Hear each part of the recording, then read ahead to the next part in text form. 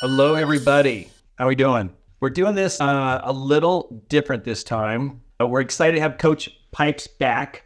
That's his second stint. We tried to put too much pipes in a 30-minute segment, and it doesn't work. There's too much information and excitement to try to bottle it up into 23 minutes. So we're definitely going to do an hour. It's our first time doing that. So, Coach Bill, thanks for being here. Any opening thoughts before we kind of start rapping about your presentation? I made a big promise to ShareGroup Nation here. I said, we're going to talk about what we need to do before the end of the year. Yep. And we're going to talk about how we set ourselves up to double production in 2025 as a realistic sales goal. How's that sound? Yeah, it sounds fantastic. And I mean, like, you know me, for those of you that were not on the first call, nice to meet you guys. Really excited to have the chance to be able to be able to connect, be able to pour into this group. I mean, I just want to say thank you, because what you guys do, I have so many people utilizing the service right now and are so happy. And that's very uncommon inside the space of real estate, of shiny pennies and new objects. I'm not saying you guys are new, but to be able to have, a product that delivers above and beyond what's expected. So like, I appreciate that from my organization to your organization, from the agent population as well too. For the rest of you guys, man, that are here. Yeah, I have a vision, and Tim and I were talking about this prior to this call. My mission, my vision is that every agent who is committed to real estate and treating it like a business should be going for 7 figures, period. You know what I mean? Like the market is there's too many opportunities. There's too many sacrifices that have to be made, Timmy, to be able to, to be able to actually run a successful real estate business, not to be able to monetize it out at 7 figures with 30, 40, 50% margins or more, depending upon what the structure is. So, over the course of these next couple of calls, I'm just going to be sharing with you, like multiple tactics, strategies, skills that I believe and have found are necessary. As you can see, is this slide up right now? The 42? Yeah, we're sharing. Yep. Yeah, cool. Yeah, like that's actually 44 or 43 right now. 43. We just had our 43rd agent go over $1 million this year. And, Tim, this success just leaves clues, man. You know what I mean? And if you can be, Mike Ferry, my mentor, said to me, if you can be smart enough to show up and dumb enough to remove your ego and surrender, you're going to do just fine, right? So I just want to share with you guys what's working, what's worked to get these individuals over. And part of that is that conversation today, in terms of how in the hell do we get more time out of, because, like it's a limited commodity. It's a commodity that we have to be able to actually make better choices with. And I've got a couple of strategies today that I'm going to share with you. But I think before that, we wanted to talk like sales power. I want to talk. Yeah. I mean, okay, so I'm an information guy and I enjoy sales. And then the real estate is new to me from a year and a half ago.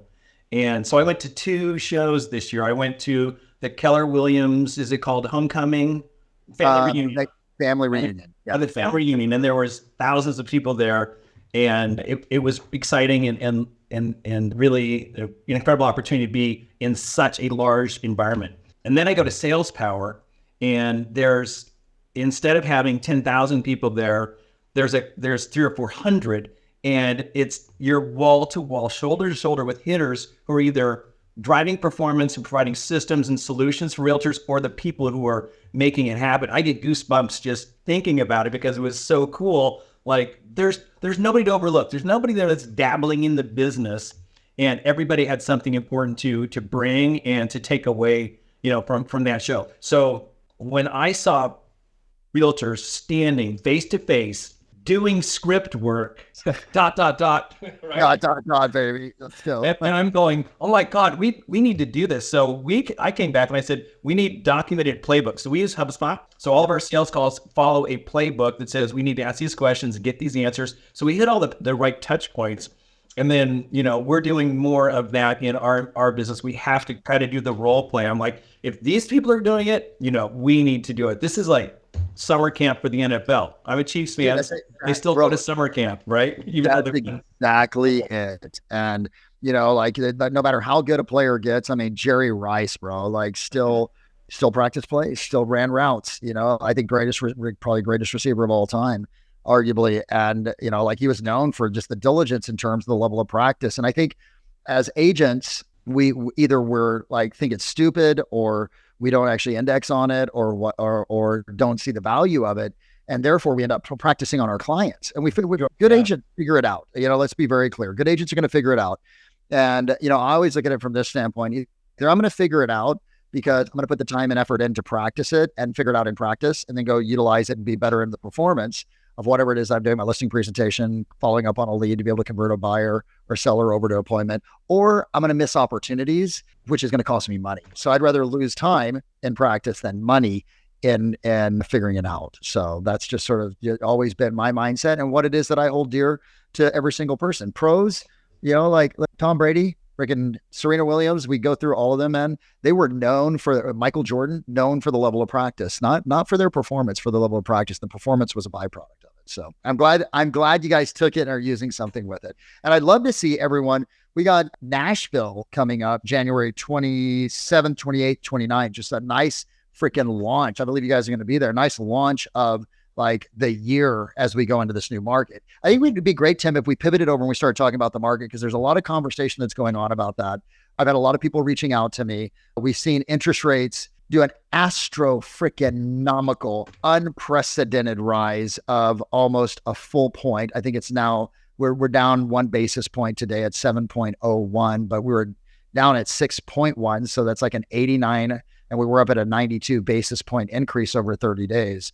So, I'd really like to unpack that a little bit and share with you what I'm doing with my clients right now and what's working and conversations that they're having. First and foremost, dude, we're prior to an election. And I think everyone needs to understand that we're less than 7 days out. Most markets, minus Phoenix, the Phoenix market, I don't know what's going on. And if there's anyone from Phoenix in the chat, let us know. The Phoenix market, Jim, is like on freaking fire, right? Like it is. I'd love to see everybody, because you see it you see a circle in your initial. So if you want to turn your camera on, please do. If you don't, that's fine. But if you would put it in the chat, your name and market, that'd be very cool. It's just for us to have an inventory. Sorry to interrupt. Go ahead. No, dude, totally. And so, like I one of the things that I'm known for is just data, and because what we teach, Tim, and you saw this at the event, we teach data-driven or education-based data-driven selling is what it's called, where the goal is to prospect to find motivated clients, right? And then to use our follow-up to educate them. Okay, LA, we got Orange County, we got Reno, Anchorage, Alaska. What's up, Charlie?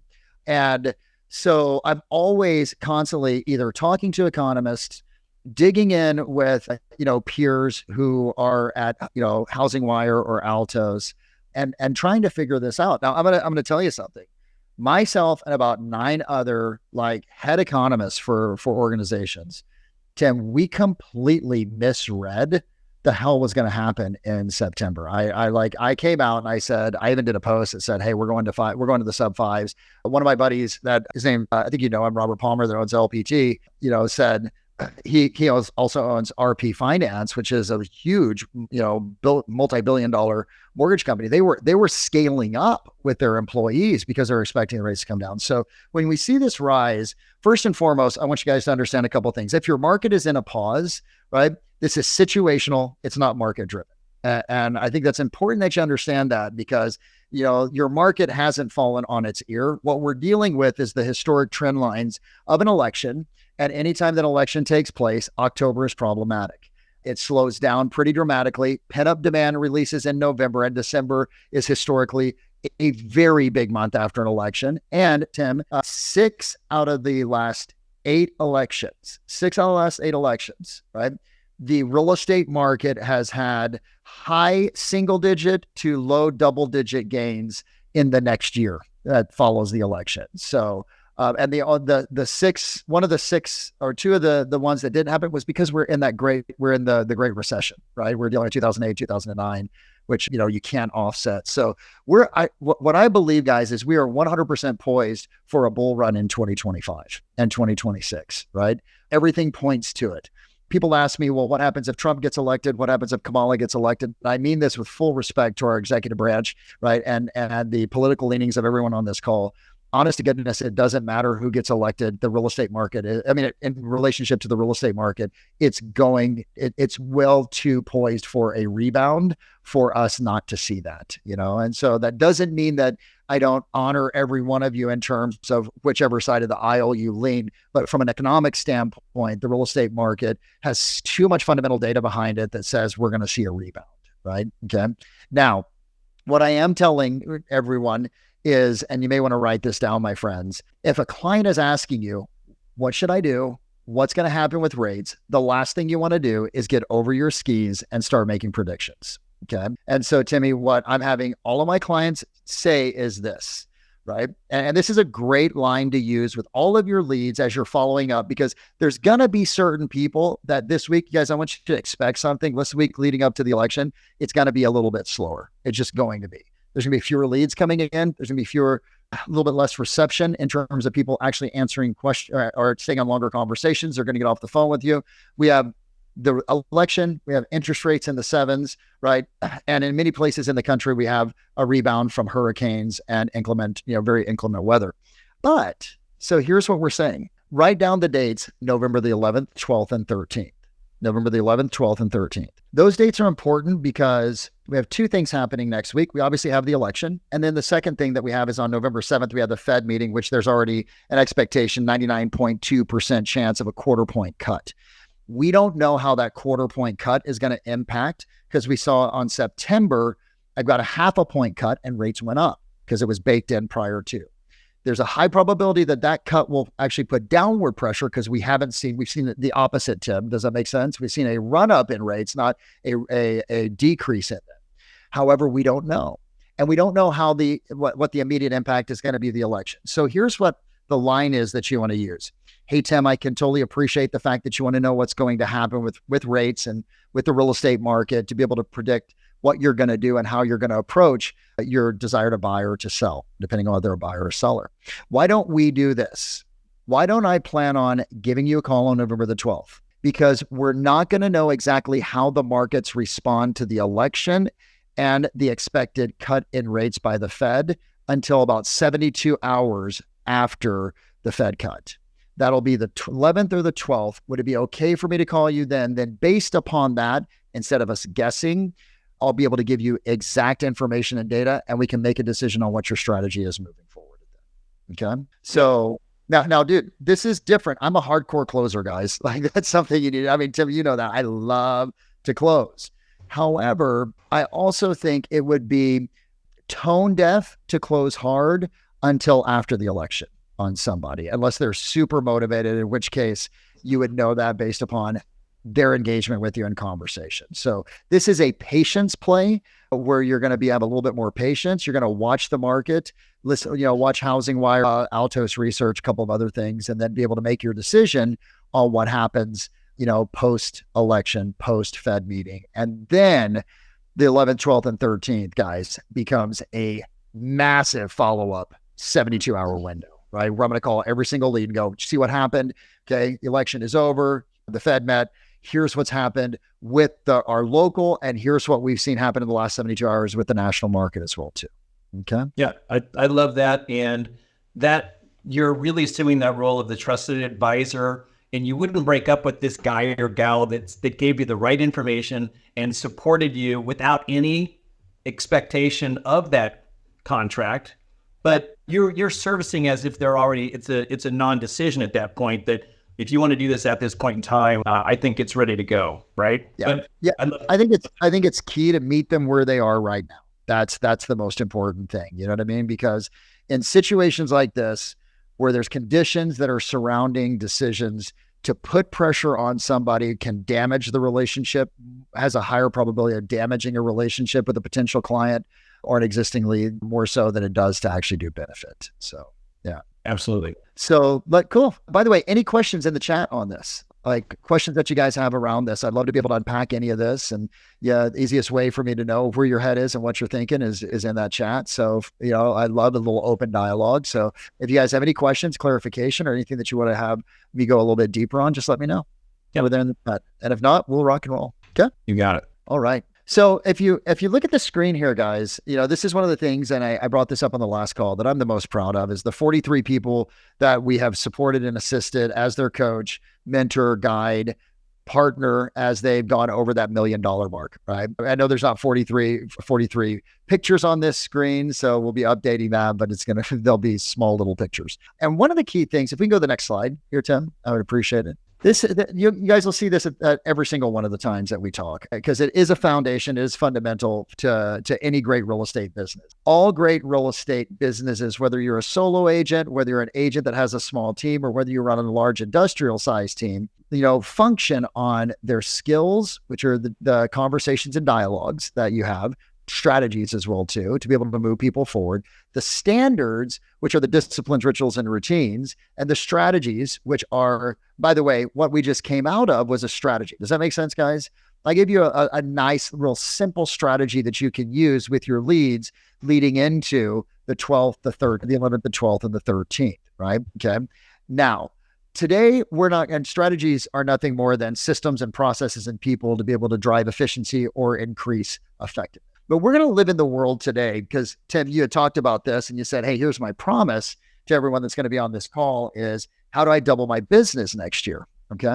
And I think one of the biggest challenges, and if we go to the next slide, it comes down to the standards that you're going to operate inside of. And when you meet a 7-figure earner, or there's certain people that I coach right now that will actually next year, Tim, potentially do 8 figures in real estate, you know what I mean? Which is just bananas to me. I mean, I remember being at a Mike Ferry event, because I, cut my teeth with Mike Ferry, and we used to have banners up that said, think 6 figures. You know what I mean? Like, it was a big deal in the early 90s to think 6. And now we're talking think 8 for certain people.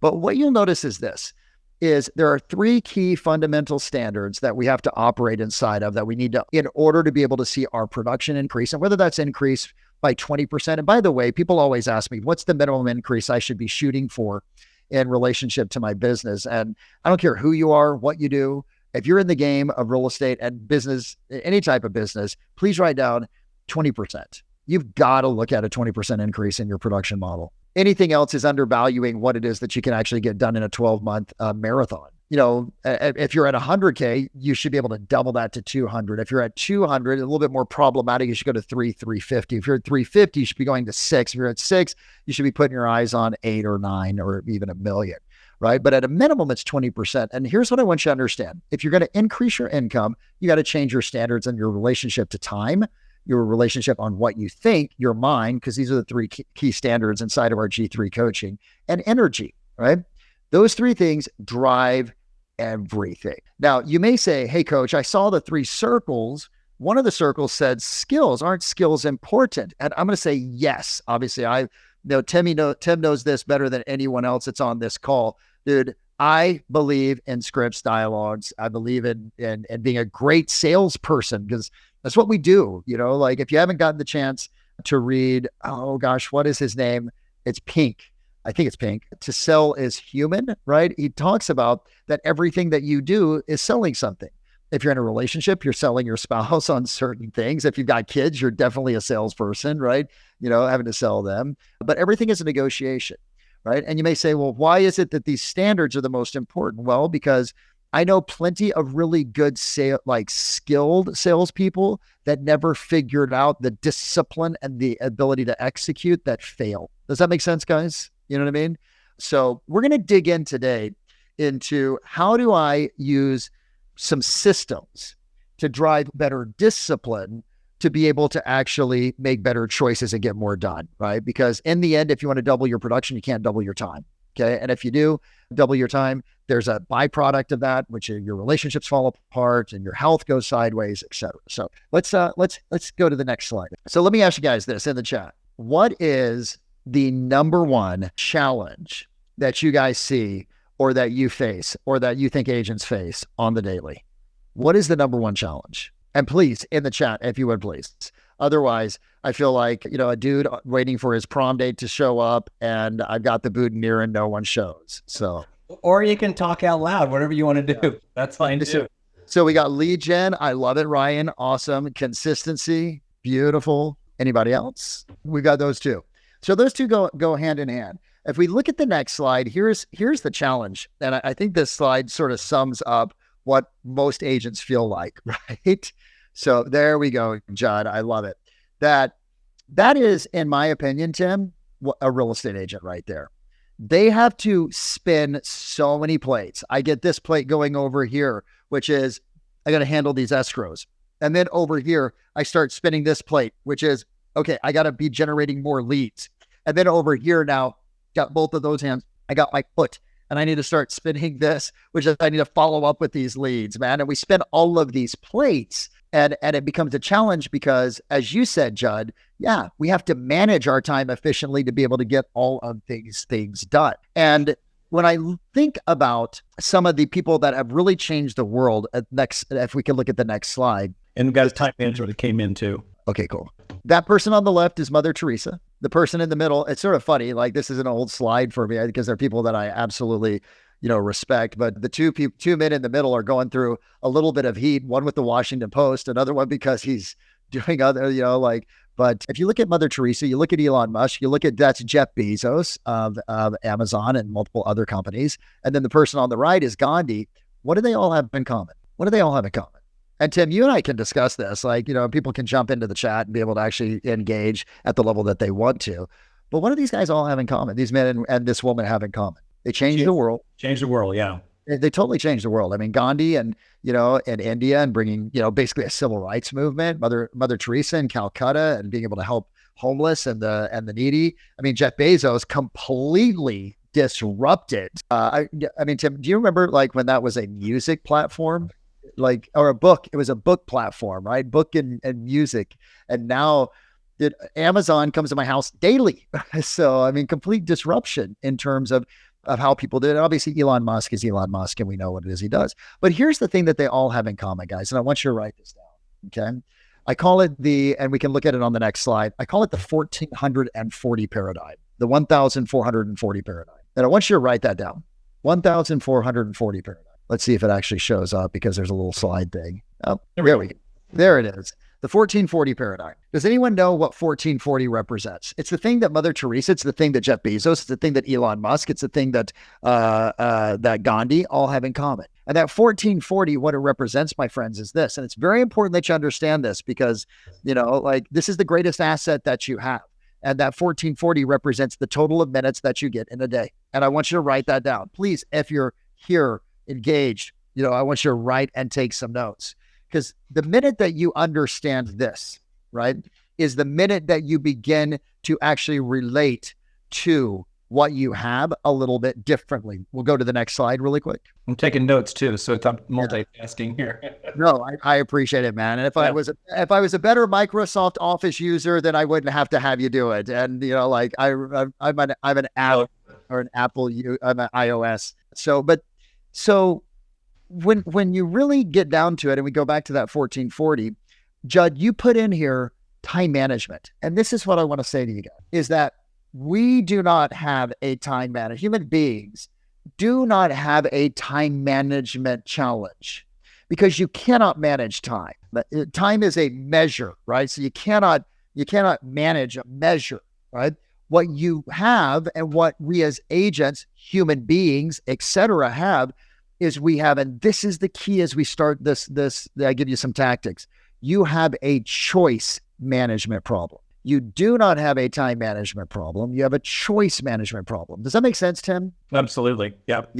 And if you look at Mother Teresa and Elon Musk and Jeff Bezos and Gandhi and Trump and Kamala, and you could just go down the list, right? The difference that makes the difference is the choices that they make with the time that they're given. And if you round an agent that sells 12 homes a year, the choices that they make and how they run their business and what they commit to, what they say yes and what they say no to is completely different than, say, a Colton Whitney that'll sell, what will Colton sell this year?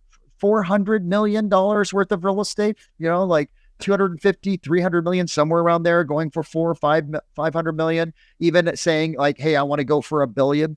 It's all about the choices that you make. So if we understand that if we want to increase our income, we have to have better choices, then how in the hell do we even make those choices better? The first step is this. I have said this to my kids, and I know I get heat from this all the time when I actually share this. I said to Sophia, my daughter, and Leo, my son, who are the most important people that you're going to allow into your life? And both of them go, the person that you marry. And I'm like, that's a great answer. And I said, yes, but The two most important people that you're going to actually let into your life is your personal attorney and also your accountant, right? Because they're going to make sure that you don't know if the person that you marry is going to be around for a while, but you know that your attorney probably will, as long as you have money, and the accountant will be able to make sure that you have the money, right? Now, here's why I bring that up. How do attorneys bill? How do they bill, guys? 15-minute increments all the time. That's right. They bill in 15 minutes segments. And if you eat up 5 minutes, that 5 minutes becomes 15 minutes, right? Like, so like you get 15 minutes. I don't know about you, Tim, but when I'm on the line with my attorney, I'm like, go. Like he'll start talking to me about mountain climbing and stuff that we both share in common. I'm like, am I getting charged for this conversation? So because they recognize their value to their time. See, agents don't. We don't. We spend time on stupid stuff, right? We make decisions on stuff that doesn't matter, right? We do things that other people could do that if we didn't do, we'd actually be able to devote more time to things that actually align with us. Now, I know I apologize for this slide. I need to actually change that red to white.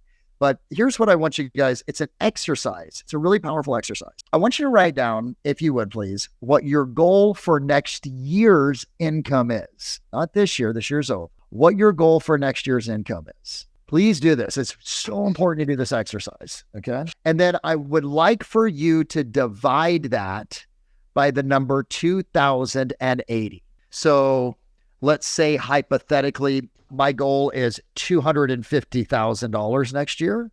I divide it by 2080, and I'll explain what 2080 is here in a second. And it gives me 120. What 2080 is it is the number of billable hours in a 40-hour week and a 52-week month or year, okay?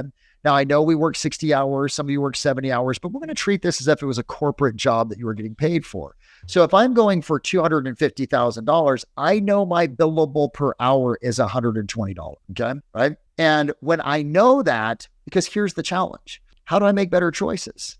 I make better choices by having a litmus test or an acid test that I put that choice up against to be able to determine, is it aligned or unaligned with where it is that I'm going based upon my goal. I hope that makes sense. Tim, does that make sense? Yes or no? Yeah, absolutely. And you talk about $450 an hour is tied to a big goal as well, right? That was $480. Okay. So reiterating conversation that we've had, go to the next slide. Okay. Yep. So you've got that number now at this point. Okay. And you go, there's me. That's what I'm worth. Okay. Well, like human beings are priceless, but God, I look like I'm freaking out there, but like $2,403 per hour is what I bill out at. And so I'm looking at things going, do I delegate this? Do I delete it? Do I, do it later, et cetera? So just sort of, we talked a little bit about this on the last call, but this, I wanted to go back to this because if you do not get this, none of the other things that I give you are going to matter. Does that make sense, guys? Okay. So this is your number. Now let's go to the next slide. Let's go to two slides. Okay. Next one. Okay. So now I want you to write down 4 things. I'd like you to write down M, Alpha, Mary, Paul, Ralph, AMPR. Actually, it's probably easier for me just to do this for you guys. We have AMPR. We have AMBR. This is a cornerstone foundation for my entire organization. PMDR and PMPR. Okay. Hopefully you guys can see that. I know it's actually flipped around. So it's AMPR, AMBR, PMBR, PMPR. A segment a day into 4 quarters. Quarter number 1, just like a football game, right, guys? And if you're going to win a football game, what do you got to do? You got to make sure that you're operating as well as you possibly can in those 4 quarters. Can you screw up 1 quarter? Yeah. And can you get by and still win the game? Possibly, depending upon how big of the mess up it is. But you can't screw up a full half. It's really difficult to come back from a half, right? Unless you're Tom Brady playing the Atlanta Falcons, in which case you never know what's going to happen, right? But the goal is, hey, I got to be 75% on for my day. And that I need to have an AM personal routine. I need to have an AM business routine. I need to have a PM business routine, which is a planning component. And then I need to have a PM personal routine, which is a refresh and rejuvenate moment to be able to have me like ready to go for the next day. I'm going to take you guys through all 4 of these, Tim. Does that sound good? That sounds good. And I'm apparently a little shy today, so I'm gonna throw 500 leads at anybody who asks a live question. So bold as to turn their mic off and talk to a guy who's making over $2,000 an hour. Brought to you at no cost by the TheShareGroup. Thank you. That's right. Yeah, there we go. Throw some leads. Live question. We're gonna give some leads back. Yeah. Whenever you got a live question, You should ask this guy questions. He knows what he's talking about. 400,000 coaching sessions or something crazy like that. No, dude, it's 120,000 coaching sessions. 120,000 coaches talked over. 60,000 hours. Yeah. Okay. So one of my favorite writers is a gentleman by the name of, and I always quote him, Sun Tzu, military strategist. He wrote a book called The Art of War, highly recommended always. And Sun Tzu said that every battle is won before it's fought. Every battle is won before it's fought. And what I believe is every day is dictated in success before it takes place, period. And how does that happen? It happens based upon the planning that you put into it or the system that you ultimately have in place. Hey, Tim, can we go to the next slide really quick? Thank you. Okay. I have had some of the best freaking mentors on the planet. No joke, right? One of them is this guy right here. I love putting him up there. Like, this is the young 1990s Mike Ferry, right? This is Mike full of piss and vinegar. I love this guy. Like, I just absolutely think the world of him and would not be where I am right now. Okay. He introduced me to a gentleman by the name of Brian Tracy. Okay. If you ever get the chance to read the book, Eat That Frog, you'll notice there's some principles inside of what I'm teaching you that are from Brian Tracy. Brian Tracy today, much older, just like Mike Ferry. They're like late 70s, early 80s. So, they're not quite the juggernaut that they were back in the day, but they're still absolutely fantastic. But go back and watch them in the 90s, watch some recordings of them in the early 2000s. So the reason I bring Brian up is because I was sitting in a seminar with Matthew Ferry and Tom Ferry, and Brian Tracy was leading it. And Tracy said, every minute that you spend in planning saves you 8 minutes in implementation. I want you to think about that for a second. Every minute you spend in planning saves you 8 minutes in implementation. So you think about these agents that are doing so much more than you and how do they get so much more done? Well, they're probably a little bit better planned out than you, and maybe they're not they don't have a multiplier of 8x, but maybe they got a multiplier of 2x, 3x that they're able to get more done. And we've all seen them, like, how do they get so much done? There's a woman that I love to death down in Atlanta, and I'm having a 53-year-old moment, which is absolutely fantastic. Glenda Baker, right? So I love Glenda Baker. She's so fantastic, sparkles and all. And you look at someone like Glenda that gets all of this done, travels, sells a boatload of real estate, is on stages. How does she get so much more done? Because she's got better systems and she's got better planning. How does someone sell 100, 200, 300, 400 homes per year? Better systems, better planning. So what I'm going to share with you is going to be the first step in this planning process. Let's go to the next slide. This right here is what I call your PMBR. And I truly believe from a business perspective, your PMBR, your PM, your evening business routine. Now, understand when I say evening, guys, I mean sometime before 7 o'clock. I think every single one of you should be turning your stuff off. You should be done with real estate sometime around 7 or 7:30. You should be pouring into your family.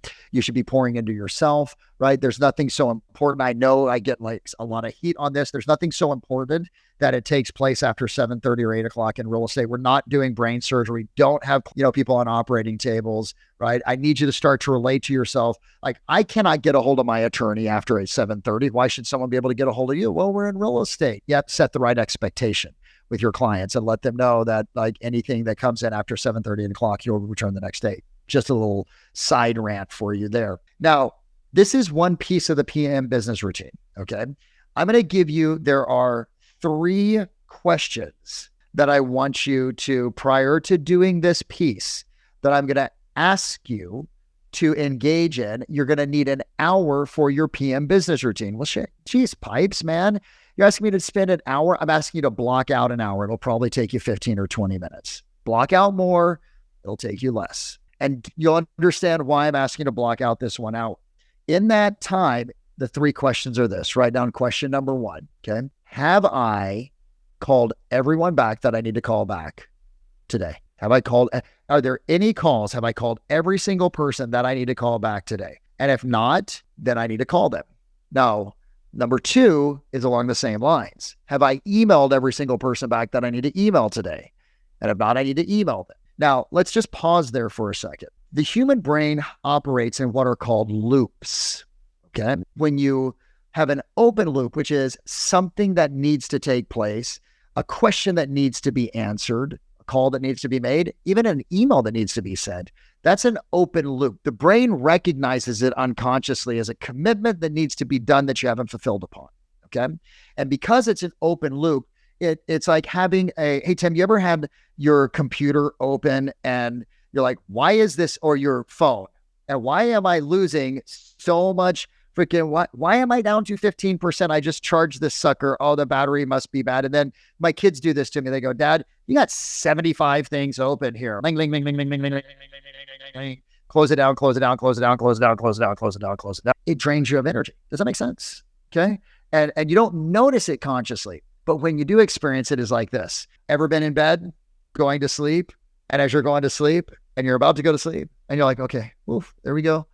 All of a sudden you feel the shit, I forgot to call that person. I forgot, oh, there's that oh man.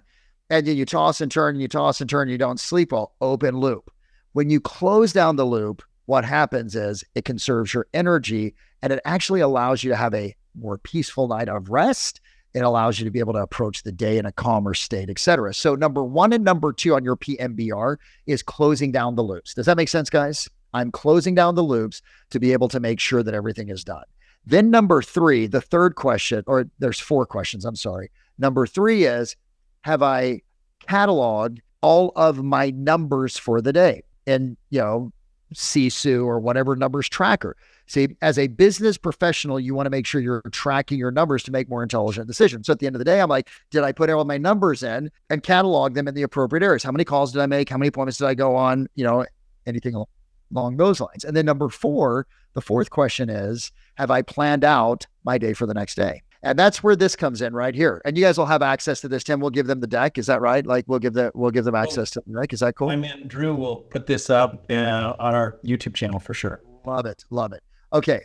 So now I make a list. That list actually has an outline. And like a lot of people will make, and I'm going to say this right now, a lot of people do lists and they still run frenetically. And why is that? Because a list in and of itself does not create a higher level of efficiency. It creates a higher level of awareness, but it doesn't create a higher level of efficiency. A list that has prioritization attached to it creates a higher level of efficiency and effectiveness. So at the end, now I've called everyone back. I've emailed everyone back. I've closed off those loops. I've got clarity on my numbers. Those are tracked and measured. Now I go, what's my plan for tomorrow? I make that list and then I go, this is directly from Brian Tracy. I tag it with a AAA, A, B, or C. A AAA is I need to drop everything and do it immediately the first thing in the morning. These are urgent and important tasks. A is do it before 12. B is get it done before the end of the day. C is who cares if it gets done or not. And a D is who can I delegate this to? And so I go through that list and now I'm tagging it AAA, A, B, C. And then last, identify the amount of time. And then I time block it into my schedule. I wish I could share with you guys what my schedule actually, I could probably show it to you on my phone. But if you look at my day, there we go. Can you guys see that? Oh, probably not. You'll see that everything is scheduled from the time that I get up until the time that I work out and my jam sessions, my time with my kids. Everything gets a space in the schedule. That's because I'm planning it out the night before, right? It goes in there. And then my job is to follow that as much as I possibly can the next day. Okay. Now, I will say this. There are certain non-negotiables. By the way, Timmy, how much more time do we have here? Good one. We're 12 after. So, okay. So we got like 18 minutes. 18 minutes. Okay. So that's the PMPR. That's your PMBR. That's your PM business routine. One of the most important things of your day, because when you actually now approach the day, you have a plan. When you have a plan, you operate at a higher level of effectiveness at that point. Will you follow it 100%? Probably not. But your day at 80% on your plan is better than your day 100% winging it, period. Let's go to the next slide if we can, please. Now, second component is your PMPR. Now, Tim, it's sort of funny. I used to think that the most important one of the day was my AM personal routine, right? Getting up, working out, doing the stuff that I need to do, reading, meditating, all of that. And I had an epiphany, awakening, a moment. Now, what happened was I was staying up, this is about a year ago, because I was watching scary movies. I'm not sure how many other of you that are on this call enjoy scary movies. I love this time of the year. I just got done watching a movie called Terrifier. I do not recommend it at all. It's one of the goriest freaking movies I've ever seen. Anyway, So, but I stayed up and I watched a movie. I think it was called The Nun, Part 2 last year. And I ate a little bit crappy the night while I was sitting there watching that movie. I went to bed. That was on a Sunday night. On Monday, I woke up. Actually, I woke up at 3:00 on Monday. My stomach was hurting. I felt gassed. I didn't feel on top of my shit. And I ended up canceling my personal trainer that morning. I had to reschedule about 3 or 4 calls, right? And my day it wasn't shot, but it sure wasn't optimal. No, that's one day I can pivot from that. Multiple days like that, you can't, right? And so what I looked at is why did that happen? And why it happened was because of my evening ritual. And it made me recognize that my evening personal routine is probably one of the most important things to be able to set, or anyone to set them up for success. And so here's the key. You've got to establish no business after. I gave you guys like what I demand of the people in my coaching organization. I say, you're done at 7:30, right? No digital after a specific time. Get that blue screen off, man. It will keep you up. No eating after a certain time. Doing my gratitude list and journaling. I turn the lights out at a certain time. I establish a minimum amount of sleep. Now that's for you guys, not for me. Meaning, like that's for you to decide. I can't dictate to you, Tim. I run on 4.5, 5 hours of sleep. It's odd to me. Like it just, like I do not recommend that for other people. It's just what I found is an optimum 5 hours, optimum for me. I can not just do things at a good level, but if I get 7 hours of sleep, it's too much for me. You got to establish that. And you may look at this and go, Pipes, man, this is so simple and this is so basic. And can this make a big difference? And I will tell you, success leaves clues, my friends. Every single one of the 7-figure earners that I've worked with, all 43 of them, right? They have clarity in terms of this. They have clarity in terms of their planning so that they can actually launch into the next day. Okay. Right. So let's go to the next slide. Now, your mindset is determined by your level of preparation. We're going to talk about your AMPR, your AM personal routine. Let's go to the next slide really quick, if you would, please. So most people's AM personal routine, there we go, is get up, grab a mocha flocka chaka, right? Or whatever it is, get going into your day and start rocking and rolling. I don't, believe it or not, I don't drink coffee. I will on occasion, if I'm with a person, that drinks coffee in the morning, daters, whatever, I'll drink some coffee, right? But I normally don't drink it on a daily basis. I don't like the way it makes me feel. I don't like it jacks me up. And plus, dude, I'm already so excited. Can you imagine throwing coffee on this? It would be like TNT. Boom. But what I do, my morning coffee consists of this, right? Let's go to the next slide. And this is what I've got every single person inside of our organization doing. See, I don't think that human beings actually are born inspired. I think it's an action and an activity that they engage in. I can look at all the people that you say, that person's inspired, they're motivated. And I say, no, they've got a system that you don't have that drives them to be at an optimum peak performance level before they start their business day. This AMPR is critical. So let's go to the next slide. This is all it is. This is what I call the 1800 process. These are 1800 mental inflections that you get to do 30 days, right? It's 6 commitments per day. This is our top producer morning ritual. Number 1, they wake up, they do 10 minutes of exercise every single morning, regardless of the day. That's Saturday and Sunday included. Some of them do more, but at a minimum, even if it's just walking the dog, doing some stretching, jumping in some yoga, doing some Pilates, whatever. They do 10 minutes of meditation. They listen to 10 minutes to something that is motivating, inspiring, or educating on YouTube or on Altos or on Housing Wire. They'll write down the 10 things they're grateful for. They'll read 10 pages. Now, some of them will do this, Tim, in the morning, and all of them in the morning. Some of them will hold off to the meditation and the prayer, right, and the reading until the evening. But at a minimum, everyone is a morning ritual of get up, work out. And by the way, if you were in G3, we do not allow you to, I know this sounds horrible. We don't allow you, right? I got into real estate to have some freedom. And now I come in, I go, we're taking some of that freedom away so that you can actually have the breakthrough. No pressure, no diamonds is what I've always said, right? But at G3 for a coaching company, a standard is you're up at 6 a.m. No excuses. That's the latest that you sleep into, right? And we know we're not for everyone, and certain people don't like that. And we're like, that's okay, right? Because we're looking to be able to actually help have people follow certain principles, guidelines, et cetera. So these are the 6 things that they're doing every single morning, right?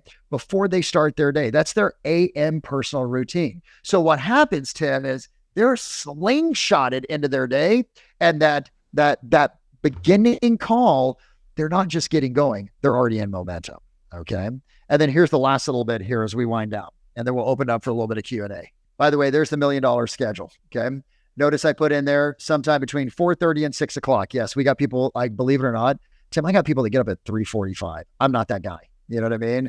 I'm a 5 a.m.er. I'm good at that. And we got people that get up at 6. Then you go 6 to 7, your morning routine. Let's go grade 8, which are, the 1800 challenge. 7 to 8, get ready, family breakfast, spend time, getting your stuff together. 8 to 8:30, prep time. I call it a jam session. 8:30 to 9, role play. 9 o'clock, hour of power 1. 10 to 11, hour of power 2. Those are 2 hours of prospecting. 11 to 12, you fulfill upon the commitments in the follow-up. That means during those hours of power of 9 to 10 and 10 to 11, now notice, I block them off in hour power 1, hour power 2. Why? Because you take a 5-minute break in between, recharge yourself, get going, right? Stay fresh. And then anything that you promised during your prospecting or follow-up sessions, you do at 11 to 12, not during the prospecting session itself. So this is, again, an outline. Certain people tweak this, certain people adjust it. They have kids, they have commitments, etc. But this is the framework of the sort of the non-negotiable. All right. And let's go to the next one really quick. I love that when we're chatting with, that's the last one. There we are. Yeah.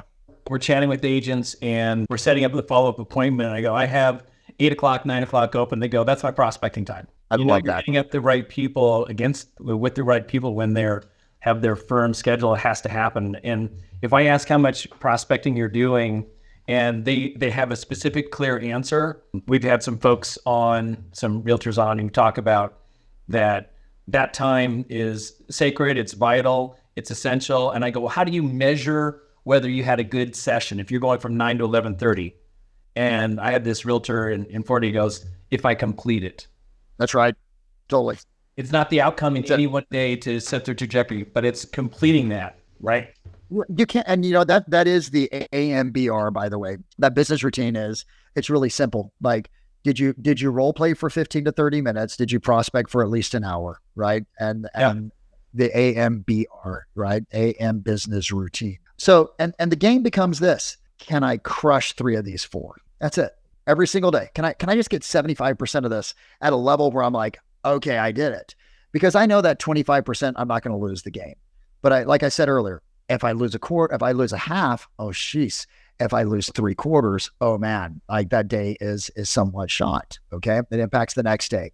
And this is, I got a bunch of clients that are in Tampa, and they're, God bless them, they're down in Brainerd County and whatever. I mean, they're going through they went through just some stuff.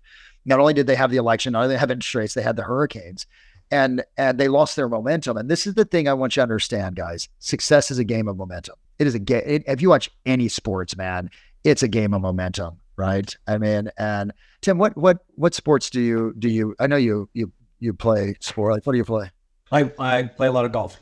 Golf. I thought that was it. Dude, golf is momentum, is it not?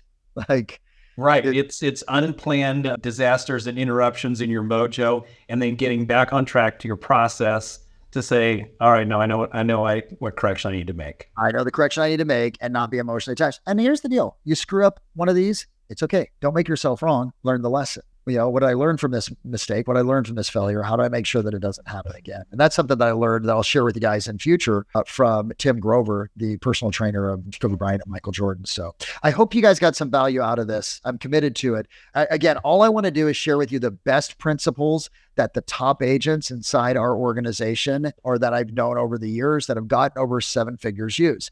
I can look at every single person on this thing and I can go, David DeVoe, did he have a morning ritual? Yes. Did he have a business routine in the morning? Yes. Did he plan out the next day? Yes. And did he have an evening ritual? Yeah. And also, Tim, I can notice people that were earning 7 that we knew that fell off. And typically what happens is they stop doing this, right? Right. And how much does this cost? I forgot. What's the charge for this? This is free. Exactly. It's your buying the thing to become more productive. You're already spending the time, right? So if anybody wants 500 free leads that has a question for Coach Pipes, now would be the time to unmute yourself and jump in. What's up, Judd? How are you today? I just wanted to circle back to hey, Tim, how are you? I just wanted to circle back to when you were talking about, how much are you really worth?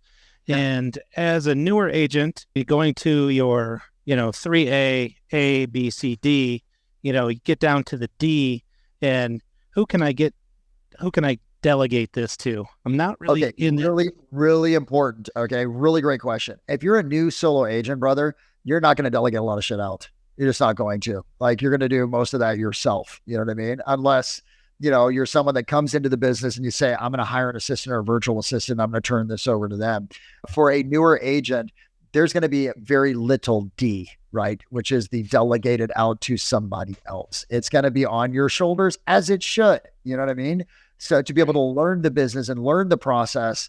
And I learned this from Gary Keller. Gary was another one of my great mentors. He said, Pops, in that Texas accent that he has, you got to be, good enough and committed enough to do the things you don't want to do long enough to make the money so you can hire someone to then do those things that you don't want to do. I was like, gotcha. But the one thing that we never delegate out is prospecting, bro. That's a non-delegatable. Can you get someone to help out with it? Yeah, but that's the only thing. But so Judd, you commit, you do the work, you plan everything out, and you eventually earn enough income to be able to say, cool, I'm now going to bring the part-time assistant, a virtual assistant, a full-time assistant. I'm going to turn over to them showing feedback. I'm going to turn over to them listing prep and all these other things. But right now, you're probably not at that space. I wouldn't recommend it. It'd be fiscally irresponsible to do it, as well as stealing away from you the experience of understanding the process. So perfect. Great question, man. I'm glad you asked it. Yeah, thank you. Okay, Tim. Anything else here, man? Or are we solid? We filled up the. Yeah, for me, I've got 20% growth minimum, November 11th through 13, key follow-up day, 1,440 minutes a month, and then all of the routines, which we'll pull off the video. You formalize things that I do intuitively, and I want to encourage, my team at TheShareGroup to start doing the same things, because having the things that are undone that can wait until tomorrow prioritized and scheduled so you know how to begin your day, super valuable, because you'll get enough stuff coming in the next morning to keep you busy, and you'll leave those things behind. So all about that.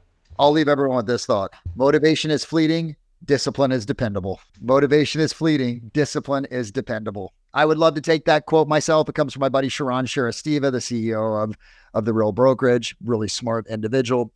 But on the days like this is so critical, Tim. On the days that your motivation fails, your systems and your discipline around those systems kicks in, right? And that's the difference between doing the things that you don't want to do on the days you don't want to do it, which makes you extraordinary, versus only doing the things you want to do on the days you want to do it. So, So fantastic. Thank you so much, Coach Pipes. We appreciate it. Anytime that you share with us is always super valuable. We got a lot to take home and put to work, and we'll have another session with you coming up probably end of November or early December. We'll get it announced. I think for early December. Yeah, I with my travel. So yeah, okay. All right, guys. Thanks for having me come in. Thanks for letting me pour into you. Always here for you if you need anything at all. Thank you, guys. I appreciate you all. Okay, thanks, Tim. Thanks, Coach. See ya.